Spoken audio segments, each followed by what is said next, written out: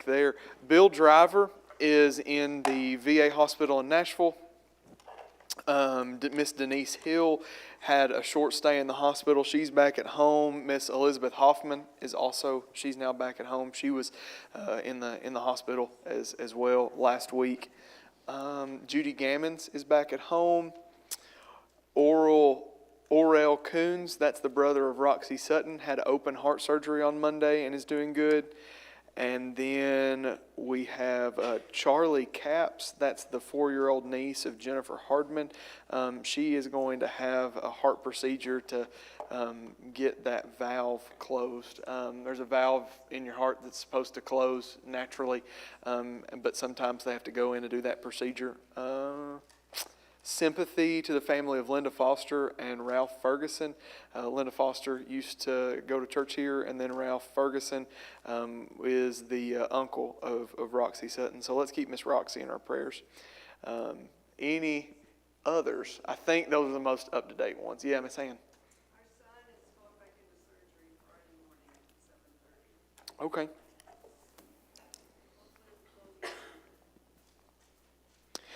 Going into surgery Friday.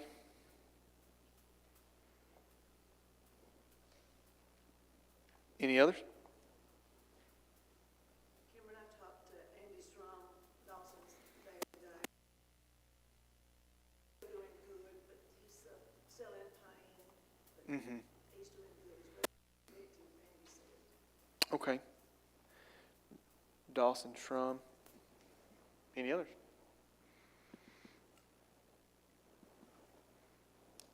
All right. Well, then we'll open up with a word of prayer and then continue in our study of Job. If you would, please pray with me. Thank you for another day, Lord.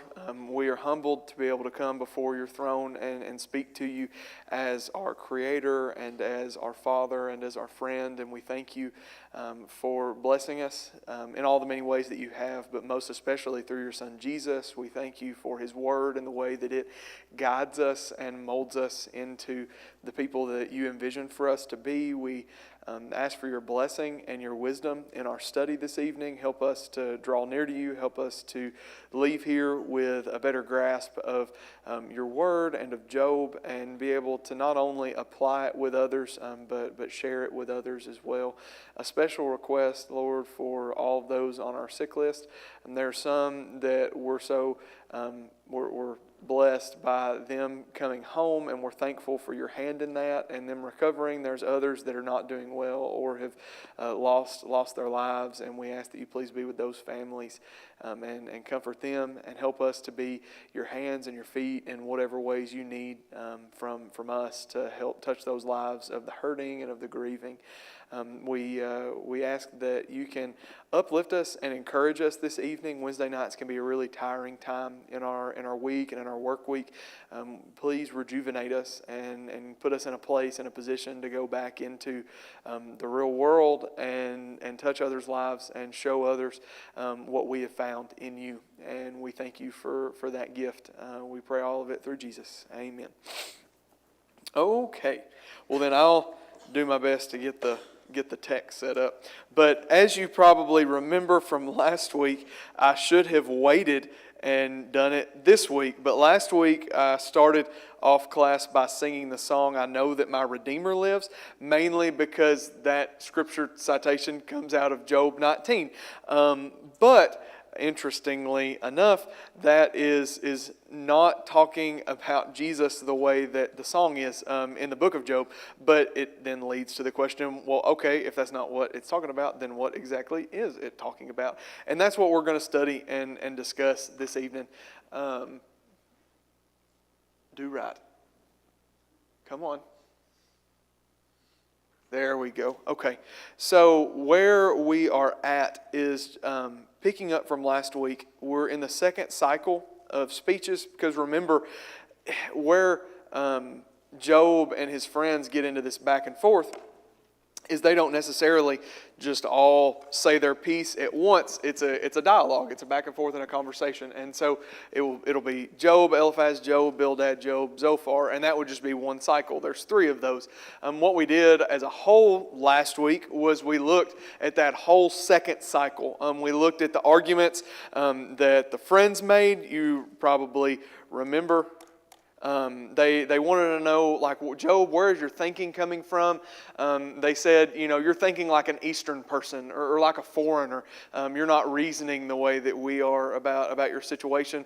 One of them, Eliphaz, talks about how consequences sometimes take time, and that's what he's saying to Job. Even though God struck you in a moment of prosperity, it doesn't mean that you didn't sin way back when. And when we think about it, that's a pretty common thought, that if the punishment for sin was instant and immediate, no one would ever do it. You know what I mean? Like if I was going to immediately be met with some kind of consequence and punishment for lying, then no one would ever lie. But it's that aspect of, I might get away with it. And so when you look at how consequences are often delayed for sinful stuff, that's the argument that his friends make, because they're trying to convince Job, you've done something wrong, you've sinned somehow, and they make this point, okay, like we know what chapter 1 says, we know that you've got all this wealth and all these great nice things, but what if it was just a delayed consequence in your sin?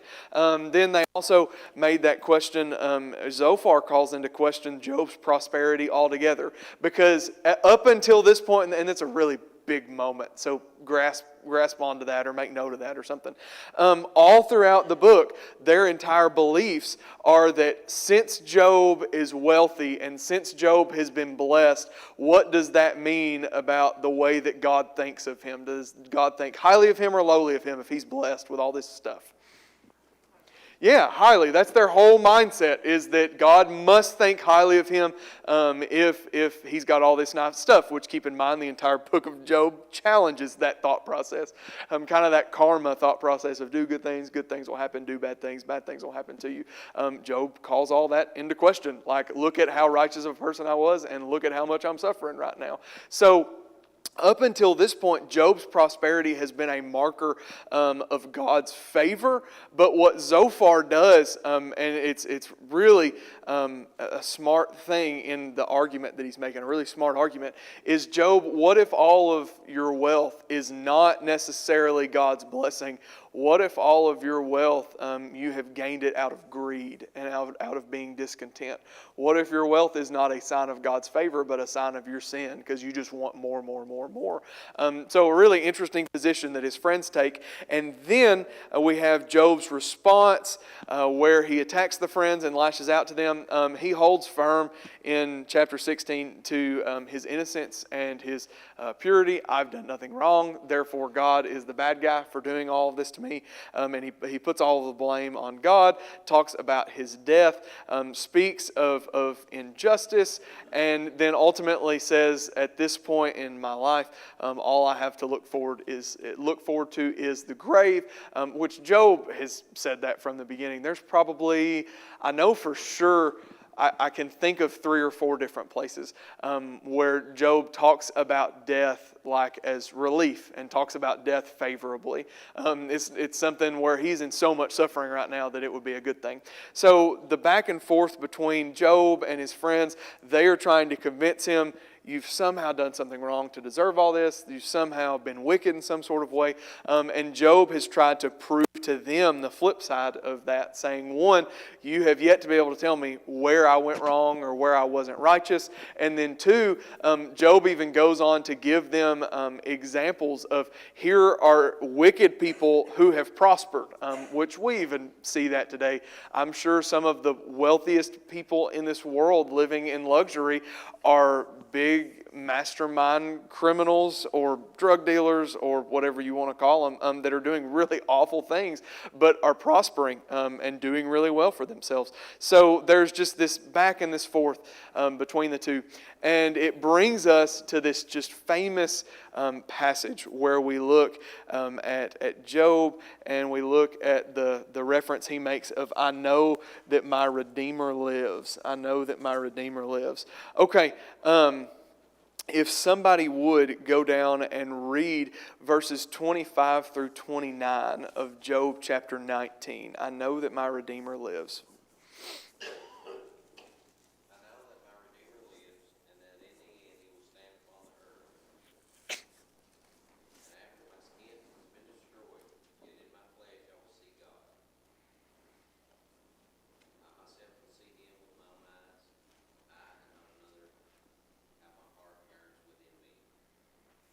Mm.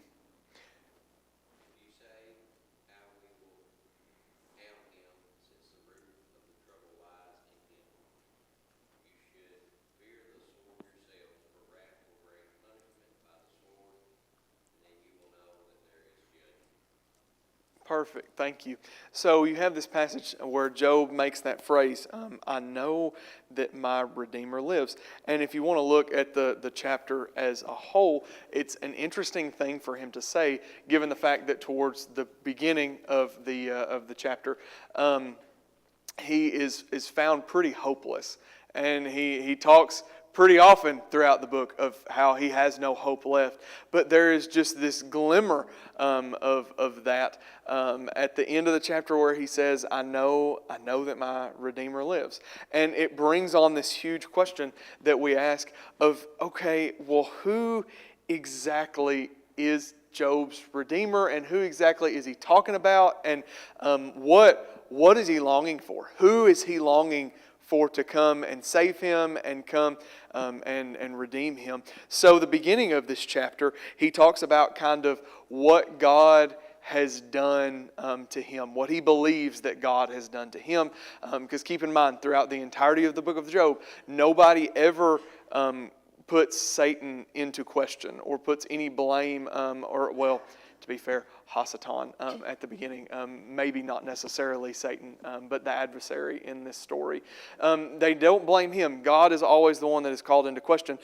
So he said, here's all the horrible stuff that God has done to me and in my life. And he's real descriptive and woe is me in verses 1 through 12.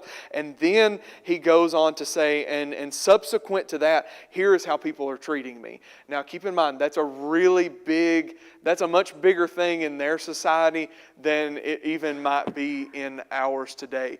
They were in such an honor-shame society that when these bad things happened to him, people would have treated him differently. And obviously, like the three friends did, what are they assuming? What are the people around him in his community assuming when they see all this bad stuff happen to him? Yeah, same thing of the whole story. So it changes the community's view of Job for the negative. And so that's what verses 13 through 22 go on to explain, is not only has God done this to me and I didn't deserve it, but now everybody is treating me like a big bad sinner, and everybody's treating me like I'm this horrible, awful, wicked person. It's one thing for me to suffer and not know why, and there not be a reason, and me not to have done anything wrong. But it's a whole other for the entire image. Because keep in mind, Job chapter 1, I believe it was verse 4, 2, 3, 4, defines him in that four-part of righteousness, that he was upright, that he was blameless, that he had a fear of God, like just this great description of him. He said, well, all that's gone now. Now that this has happened, I live in a world that believes that that's punishment for some kind of sin. So you have all of the people in Job's community looking from the outside in, thinking to themselves, man, we sure were fooled. Like we thought this was a really good guy, but now that I see him suffering and with these bulls and losing his whole family, we now see the true story. Keep in mind, that's not true, but that's what they believed. Like, keep in mind, that's not necessarily the way the world works, but that's in their minds how the world worked. So he goes through, here's what God's done to me, and here's how people are treating me because of it. There's this really interesting couple of verses in verses 23 through 24. If somebody would go ahead and read it. He says, write this down. Write down my words, is what he says. But I'll let Job speak for himself. Verses 23 through 24.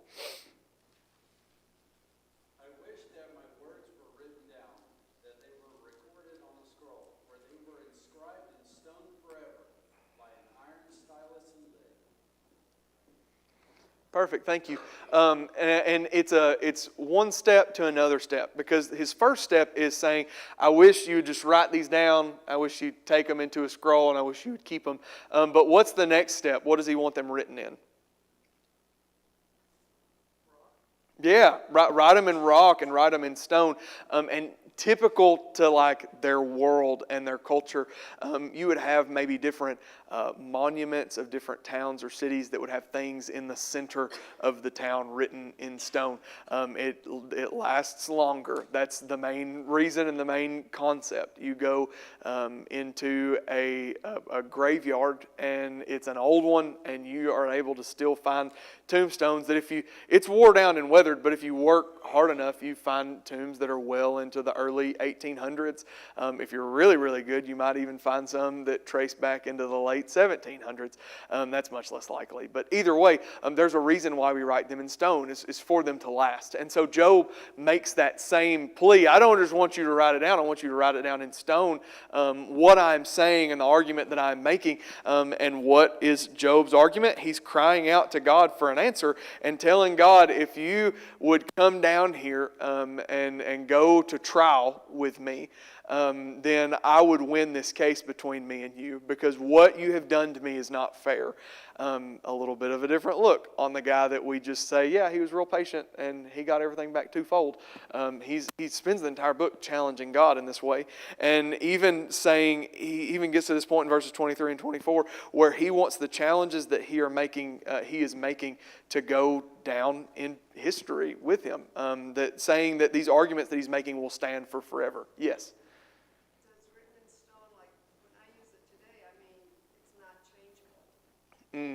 Yeah. Is that one of his messages, or just lasts long? It lasts a long time, or you cannot change what I'm saying? I would say so. I mean, it would be just as fair in the way that I have presumed that by written in stone equals lasts a long time. It would be equally fair to say that by written in stone it would mean unchanging. Yeah. So as one conclusion is drawn, so can you draw the other one. And for all that it is worth, you can't say that Job wasn't consistent, because he keeps to his argument no matter what his friends say, to the point that it really frustrates them. He's very unchanging, so it would be fair. You could support from the book of Job that Job's arguments are to him written in stone, so it might as well be written in stone on the outward as well. Any other thoughts at this point? Pretty presumptuous there, because I'm guessing he's a pretty well-studied man. He knows the stone tablets were where the commandments were written, and those were written by God's finger in a sense. Mm-hmm. Or they were, like, God could back that up in a sense. Like, I know he's saying he wants to argue with God, but I think he would say even God would agree with him that he has that there's no reason for it in a sense. Yeah, I got you. And so making that connection, and that it's the cry to God to come and give him an answer, and there might even be that connection kind of to the way that God wrote in stone as well at one point in time. Which that would also depend highly on where you date the book of Job. If you are a patriarchal time of Abraham person, or if you are a 500s BC, closer to the time of Daniel person, of if he would have been aware of the Ten Commandments or not. But that's a fun conversation for another time. Any others? All right. Here is the reason, verses that we read, verses 25 through 29, and it's super interesting, because it is the antithesis of a lot of other parts of the book. It seems to contradict other parts of the book, because when you read through verses 25 through 29, there seems to be this resurrection-esque, seeing God, post-death redemption type image and type picture that is here. But Job doesn't have that anywhere else in the book. And so it raises a lot of question marks of, okay, did Job believe in a resurrection? Because back in Job chapter 14, I believe it's verses 13 and 14. You might have to check me. It's going to be really close there. It's going to be really close to those two. That he talks about, can someone go down to Sheol and come back up? And he comes to the conclusion that no, you can't. So I'm not so sure that Job has been taught of a resurrection yet or believes in a resurrection yet, because keep in mind, with exception of like Daniel 12 and then a few really cryptic prophecies, the resurrection really doesn't come along in full blatant terms until the New Testament. So is that what Job is talking about here? Does he look forward to that? He talks about seeing God in his own flesh. What all does that mean? He talks about having this Redeemer. Even who is that? So all of this is swirling around, and it's probably very confusing. So let's take it one piece at a time. Okay. On the Redeemer thing, we'll start with that. I know that my Redeemer lives. Who is Job's Redeemer? Who does he think is going to come along and redeem him? Well, so goes the song. You would think, well, I mean, obviously he's talking about Jesus. Jesus is the Redeemer. And I can understand from a Christian perspective how we would look and see him talking about someone who's going to come along and going to redeem him, and come to that conclusion. That makes sense to us. But also keep in mind the period in time which Job was living, and that happened. So it's very unlikely that he would have had a Jesus type messianic image here. The second reason for that, and kind of connecting to God, is keep in mind that while he says, I know that my Redeemer lives, in verse, is it 25? That at the entire beginning of the chapter, he is crying out and talking about all the horrible, no good, awful things that God has done to him. So that would kind of be a really big 180 from saying, here's how poorly God has treated me. Okay, on the flip side, but God is still my Redeemer. That would feel kind of bipolar. So I don't necessarily know that that's who he's looking for to redeem him. The other option, and there's going to be a lot of these, sorry. Option B would be that he believes it is a physical person or a physical individual that will come along in his life and have enough money and wealth left to make enough sacrifices to get God to back off. Because keep in mind, at this point in this period of time, they had a very transactional image of their relationship with God. If I can offer enough, if I can sacrifice enough, I can bend God to my will and get this suffering to stop. So there is that possibility that he believes that it's somebody else in his life that maybe is going to come by and have enough sacrifices to make or enough homage to pay God to get this suffering to cease. The third option would be that, keep in mind, based on what we know from the beginning of the book, it is very unlikely, if not impossible, that Job is an Israelite. It says that he was one of the great men of the East. Every place and town that we have to connect him to, like his three friends, I think Eliphaz was from Teman. Well, that was an Edomite city. It's very likely that he was not an Israelite, but quite possibly a righteous and God-fearing Edomite.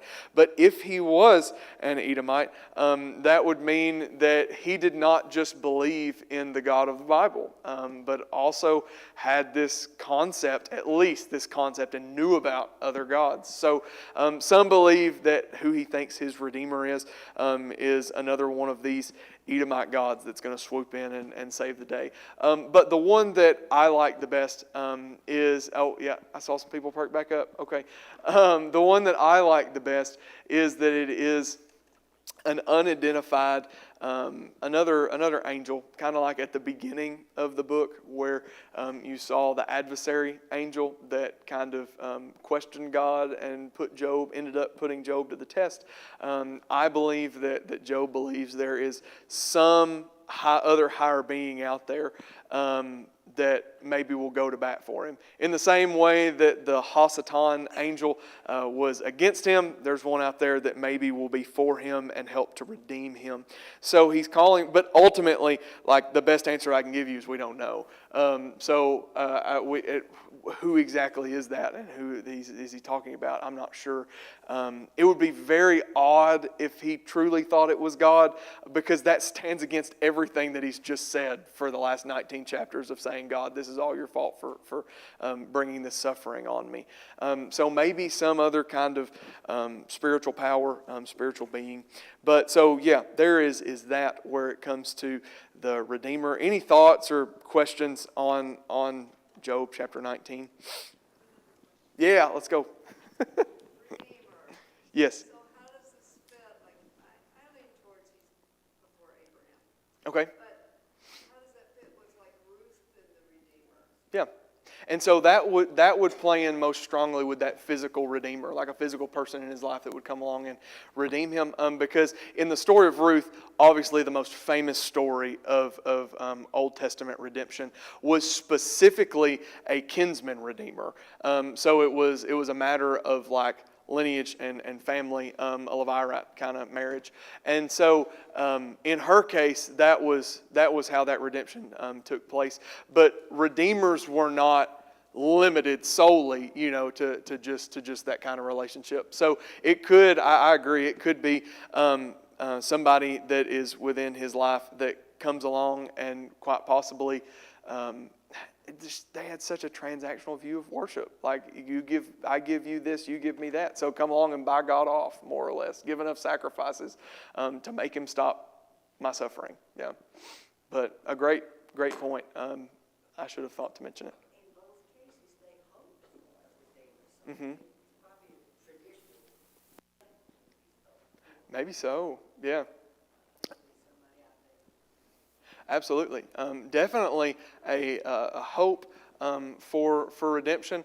And I think there was a little bit in each of them, a little bit of a search as well, where you have Ruth that goes and ends up in Boaz's bed, which is a different conversation for a different time. I'm sorry. She probably didn't lay at his feet like a cat, like you were taught in Sunday school. But either way. And then you have Job spending the entirety of this book searching for God.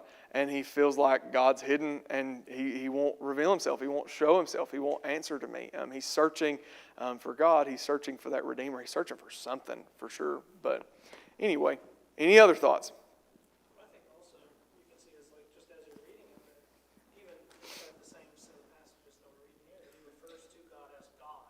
Mm-hmm. And when he says his Redeemer, it's just so different from how he normally refers Very to true. God that it kind of throws you off, makes you not think that. I don't know what other Bibles do, but then he said, "And that he shall stand at the latter day upon the earth." I mean, a little bit later there, when he's talking about his Redeemer, Mm-hmm. was it proper tense? It's so I don't know. So that would say fit against it being God. Yeah, I agree with you there. That he distinguishes the way he talks about God compared to the way he talks about his Redeemer.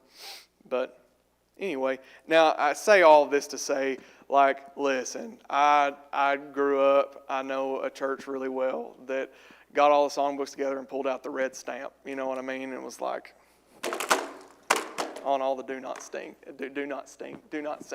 I'm not saying don't sing. I know that my Redeemer lives. There's nothing wrong with us singing it and having Jesus in mind, because to be fair, Jesus is our Redeemer. But what I am saying from this passage is that the only thing that I don't think is super fair is quoting this scripture as the basis of the mindset behind that song. That's all that I'm saying. Yeah. Huh? Oh, I'm sure it does. You got a pen? Yeah, right. But anyway, yeah. But yeah, right. Yeah. But anyway. That phrase was first made famous by Handel in the Messiah. Oh, was it? Okay. My notes here say, My handle. Interesting facts. Okay. Well, then the next question that I have for you. And the rest of this evening will be a little more conversational, so I'll need your help. And if you want to go ahead and turn to these passages, they're really important because we have this concept in chapters 19, 23 through 27 of, I know that I have a Redeemer that's living. One day, I'll see him in my flesh. I'll stand upon the earth, so on and so forth. And that Redeemer part of the end of chapter 19 is super hopeful. But then we have Job 17, verses 11 through 16. If somebody would please read it for us.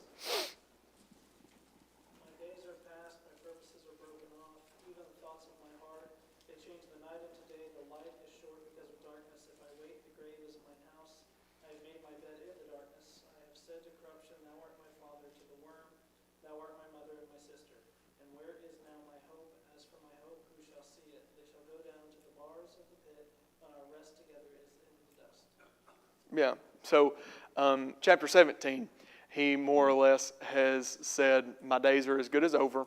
The only thing I have to hope is the grave. He very wittily said, I'm going to call the worm my sister and the maggot my brother or something like that, because I'm going to die, I'm going to go into the ground. And then from there, go into the bars of the pit or Sheol or just the realm of the dead. So in chapter 17, I have no hope, and I'm going to go and die and go into the grave, and that's all I have looked forward to. But then in chapter 19, which is not but moments later, like it's not like he went and took 5 years to think about it and came back. Moments later, I know that my Redeemer lives, and I do have a hope. And so kind of connecting this to us and suffering, what do you think? How does hope interact with suffering? What do we see? What do you see in the world, in our own lives, and other people's lives? Okay, yeah. So hope can be the only thing that keeps us going? Well, I mean, that's human nature, I think. If you don't have anything to look forward to, in a sense, like she's saying, it's like that light at the end of the tunnel. Yeah. If you don't have that light, it's just a tunnel. Right. Continuously, and there's no point anymore. My question is, or my thought is, he's suddenly flipped over to having this hope again, and I think that's even more human nature. Mm-hmm. We're just back and forth all day, especially in times of grief. Yeah, and so in times of grief, we can very quickly, and that's part of the point, is seeing how quickly we can maybe transition from hopeless to hopeful. And I think that is how hope functions. I think in a lot of ways it is a light at the end of the tunnel that gives us purpose, doesn't it? And it gives us reason to keep on keeping on. But what other thoughts do y'all have, or what do y'all see in the book of Job or in life?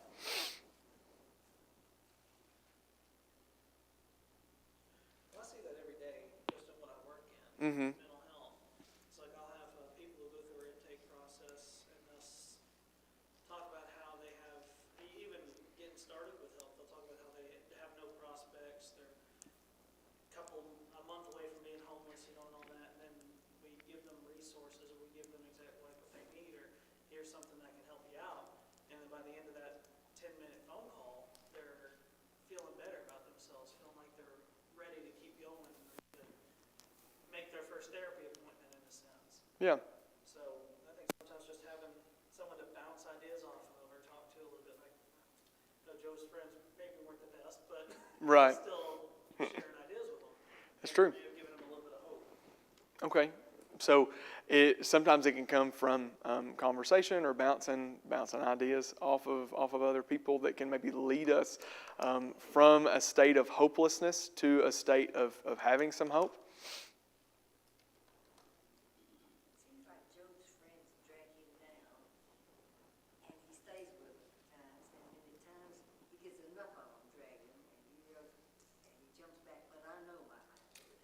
Mm-hmm. Yeah. That's very true. And especially at this point in the back and forth, I believe that Job's friends have done what we will often do whenever maybe we get into a discussion or an argument. They have left the trying to help Job and gotten into the realm of trying to show Job that they're right. And so whenever whenever they're in that point of argumentation, that can be really draining, and it seems that it really did drain old Job. But he has moments where maybe he bounces back and does have hope. That's one thing the main thing I wanted to show here in looking at these two passages that are in the same cycle, in the same conversation, is that whenever we're suffering or grieving, or someone that we know is suffering or is grieving, that this can be expected. I'm 100% sure I'm going to butcher this, but I'm really going to try to say it right. Okay, a normal reaction to an abnormal situation is abnormal, but an abnormal reaction to an abnormal situation is normal. And someone a lot smarter than me said that. And what that more or less means is that you have Job going through something that is not average every day. He's going through the worst moments of his entire life. And so if he was handling this really, really well, we would be looking at that a little bit odd. Wouldn't you and I be if he lost everything and it's just take it all in stride. It'll all work out. It'll all be fine. That's actually, we would think something's very wrong. But because of just how drastic and abnormal of a situation it is, something like this, and maybe the back and forth, and him being a little bit depressive, maybe a little bit, I don't know, maybe not far enough to diagnose bipolar, but I think just that he switches very frequently in what he's focusing on, in what is running through his mind. That's common when going through something, I think, this tragic, if you will. But anyway, the other thing I'll give you is, could it be, and I'm just going to propose this, to kind of make sense of Job 17 and Job 19, and one being hopeless and one being hopeful. It would be really easy to say, well, this is just the ramblings of a depressive sufferer. Maybe so. Maybe it's just ramblings and he's bouncing back and forth. But it seems to me that everything in Job chapter 17 that is hopeless is speaking within the realm of this world and the realm of this life. And then when you get into chapter 19 and have that small glint of hope, it's not hope that things are all going to turn around and get better in the right here and now, but that I have a hope greater maybe than this world and this life. And my hope isn't here, my hope's up there, kind of thing. So maybe it doesn't contradict as much as it might on the surface. Maybe Job in chapter 19 still thinks everything down here is just as hopeless. But man, where I do have a hope is beyond this world and beyond life and beyond this moment. Okay, anything else before we switch gears to the next slide?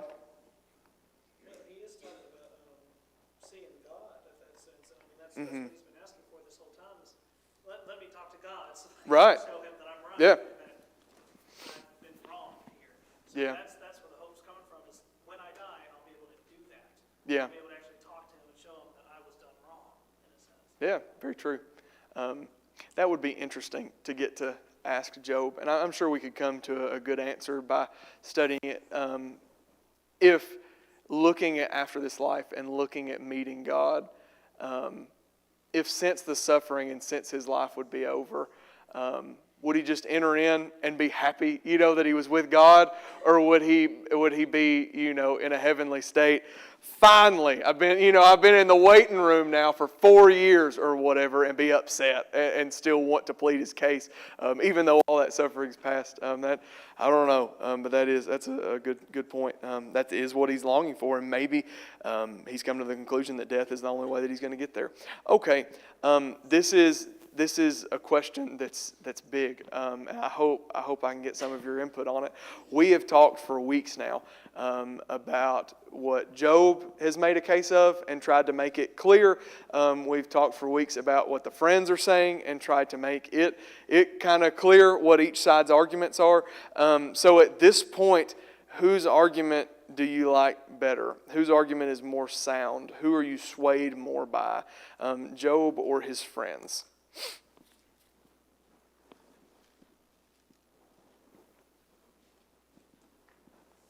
Or neither. I think everybody's wrong.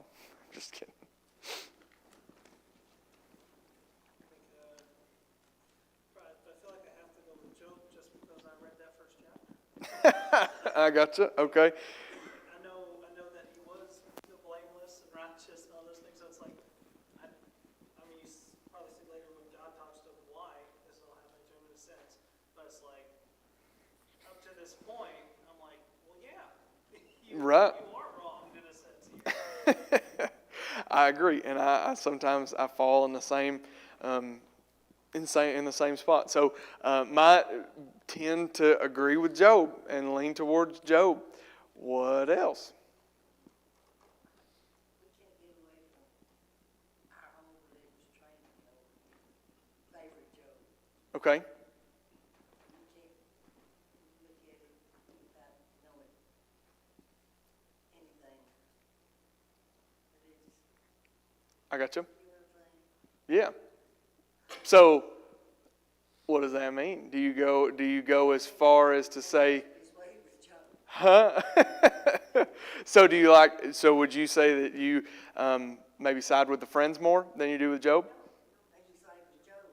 Oh, okay, okay. I got you. You kind of take it out of Job, and I just put it with my friends and me. Okay. And that's what I just get the most out of is, I think you said a couple of weeks ago, your friends are trying to be helpful, but they're just not. Yeah. That's how I kind of see the whole thing. Yeah. Yeah. Yeah. Let's go home. Yeah. It'd probably be more relief. Okay. Do I have any takers for the friends? Anyone that wants to play devil's advocate and take the friends? They're really trying. Okay. I think they're really trying, and they're really trying to be helpful. I got you. But until you're in Job's seat, maybe they're, like, what's the word, sympathize, empathize, whatever all that is. Okay. You can't truly understand till you're in that hot seat. Okay. Your friends sit with you like they sit with him for those days and not said anything. Right. Yeah. You know, you wonder what was going through their mind at the point that they were sitting there with you. You know, nothing was being said, True. but then he opened his mouth. That's true. So you have Job's friends. They're trying to be helpful, and they're working in response to what Job started. And I guess the main question that I want to leave with you, and to be thinking about, I guess we've got some people coming in, is if we're going to say, I think Job, I think I stand with Job, then what we've got to realize Job is saying is that what God has done is unjust. And God's position is unfair, the way that He has treated me. And so it creates some difficulties when we have an all-just God that we believe has done something that is unfair or unjust. And then the same deal with the friends, is you can't necessarily fully side with the friends because they believe in that double retribution karma type. Well, obviously you do good things and God's going to bless you, or if you do bad things, God's going to make bad stuff happen to you, which we also know isn't fully true. So it should be just this wonderful, frustrating mental game, spiritual game of ping pong, where in the moment I'm reading Job and I'm like, yeah. And then another moment I'm reading his friends and I'm like, yeah. And then I step back from both of those and realize, no, I don't know exactly where I fall. So anyway, I thank you for your comments and your time and all that stuff. People on the floor, y'all can come in now.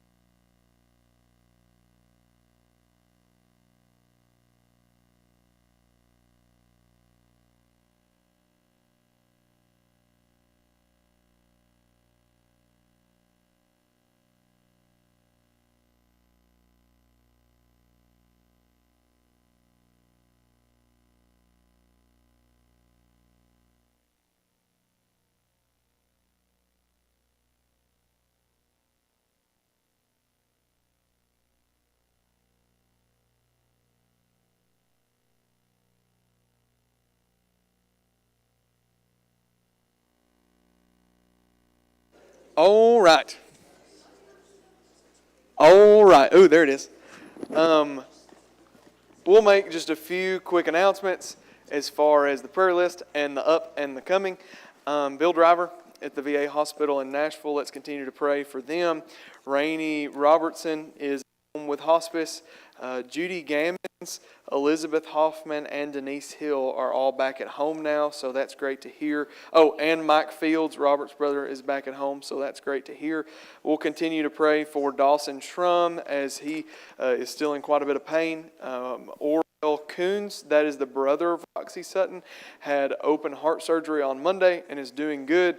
Sympathy to the family of Linda Foster and Ralph Ferguson, as well as prayers for Charlie Capps, the 4-year-old niece of Jennifer Hardman that's going to have open heart surgery, a heart valve surgery coming really soon.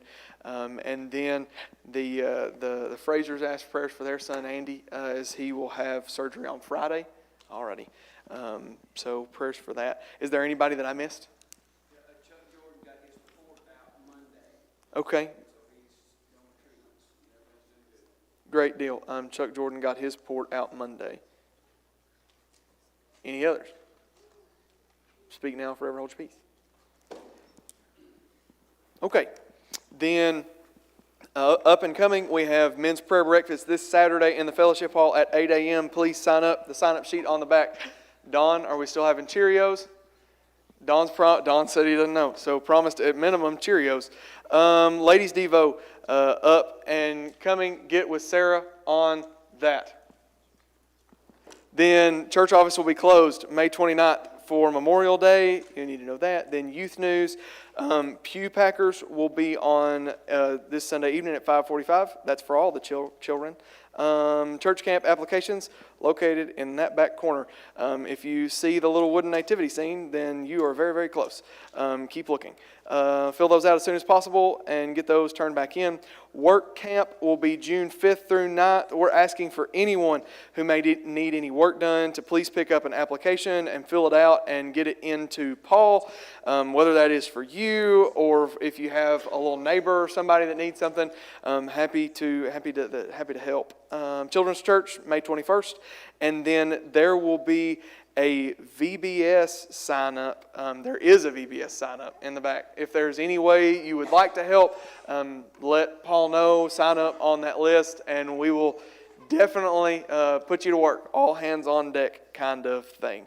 Okay, I believe that is it.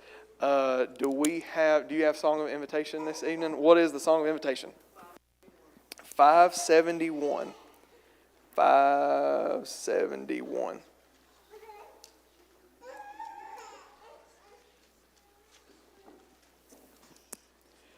Is there anybody hiding that had invitation this evening that's just sitting in the back or something? All right. Fourth and final, or 50th and final announcement. Y'all check your bulletins and check the back of the bulletin, and men, see and check if you've got the Wednesday night devotional, and then prepare something for that, and then bring it and stand it up here and give that. We're going on week 3, and I'm running out of last-minute illustrations. So not that much happens to me, but I'll tell you this one, and then we'll get on our way. I read a book one time that had this story in it, and it's one of my favorites. Maybe you've heard it before, maybe you haven't, but I'll go ahead and share it with you again. Anyway. There was a father and a son, and they were going through a family move. So you know what that's like, getting all your boxes packed up, getting your lives packed up, and going into the U-Haul. And as you know, there's always those things when you're going into a move that you really dread moving, because it's easy when you're living there and you're like bringing 1 or 2 things in at a time. That's simple. Or you buy something from an antique store or yard sale and you bring it in, that's simple. But then when you've got to get like all that stuff together, you're thinking, why do I have this much stuff? I don't want this much stuff. Well, that dad was going through this process, and he got to the very end. And when you get to the very end, it's where your house is only left with all of that stuff you really didn't want to move, right? And he goes into his office, and he looks at his desk. it was a great idea to get this big, nice mahogany executive desk. And it was a great idea to bring it home and put it all together without the instructions because he's a man's man. But now that he has to move it, he regrets it. He really regrets it. But he's figured out that he thinks he can get it maneuvered, even though he's just him, his wife, and he has a few small kids, his son. He thinks that he can get it himself if he can get it flipped over on its top, on top of like some towels and blankets and stuff, because they have hard floors, so he's just going to scoot it on its way. And he was able to do it and get it that far. But between the end of the hallway and the front door, it's no longer hard floors, tis carpet. And not the slick kind of carpet, the friction kind of carpet. And so he realizes the only way he's going to get it where it's going is just by brute force. So he gets behind it with all of his might, and he's pushing and pushing and pushing as hard as he can. He's sweating at this point. He's getting mad at this point. He's only made it about halfway across the living room. And he's about ready to take a break. And his little son walks up and said, "Hey, Dad, I see you're struggling. Do you mind if I try? Do you mind if I help?" And he said, "Sure, buddy, and we'll move it a little further." And so, again, he goes through this whole process, but instead of just him pushing, he has little 3-4-year-old son underneath him also pushing just as hard as they can. And it's a little more difficult, to do things with a small person kind of in between you and the thing you're trying to move. But nevertheless, they move it another 4 or 5 feet, and it's been hard. He's sweating. He really is wishing for that break. And his son gets to this point where he turns around and he looks up to his dad and he says, "Dad, I don't want to be mean or anything, but you're kind of in my way. You're kind of in my way." And the little fella had no idea that he was not moving the desk. He had no idea that he was actually hindering the process more than he was helping the process. And the little guy, bless his heart, thought it would be best for the father to take a step back so that he could finish it out on his own. And I can't help but think with what pity we look on that young man, on that little son. Sometimes we probably ought to look at ourselves. Because we get in the middle of life, in the middle of situations, and in the middle of busyness, and in the middle of relationships or work or whatever it is that we're trying to handle, and we're so convinced that we're the ones moving the desk that sometimes we think it would just be best to say, "God, just let me do. Just let me do me. Just hop out of the way. Let me finish this. I've got this." But little beknownst to us, he's the one that's been moving everything the entire time. I don't know if you've ever been in a spot like that before, but it's not a great spot to be because I've been in a spot like that before. Maybe you're there and you don't want to be there anymore. You don't want to be acting or thinking or moving in a direction that says, "God, would you mind just stepping out of the way and letting me do it?" But instead, we want to make a switch and a change and move in a direction that says, "Lord, I'll help in anything I can, any way I can, but just please help me to stay out of your way." I don't know what spot you might be in this evening. But if it is one of those where you feel like maybe you've been trying to take on too much and you would like to ask God for help in handing some of that off to Him, He can push a whole lot more than any of us can. He can move a whole lot more than any of us can. Even if, like that 3-year-old boy, we sometimes feel like we're the ones doing it. If we can pray about something, let's do it. If we can study about something, let's do it. But just let somebody know as we stand, as we sing.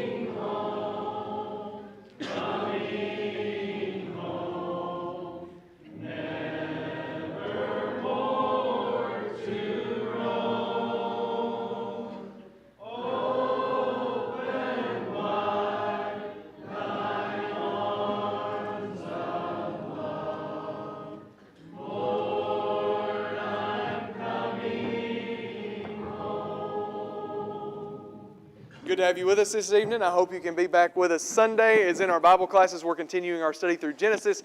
And in the sermon, we will be starting a new series called Reaching Higher, what it looks like to worship 7 days a week. And I'm really looking forward to that. If there isn't anything else, one of you three has got closing prayer tonight. So, looks like it's Max. Good deal. Max?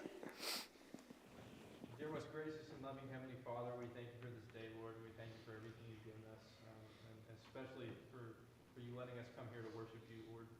We pray that, as this being the middle of our week, we can remember that this is a time where we can remember that even if we've had struggles at the beginning of the week, you can help us finish the week. You can strengthen us through everything and anything that we've ever been through, Lord.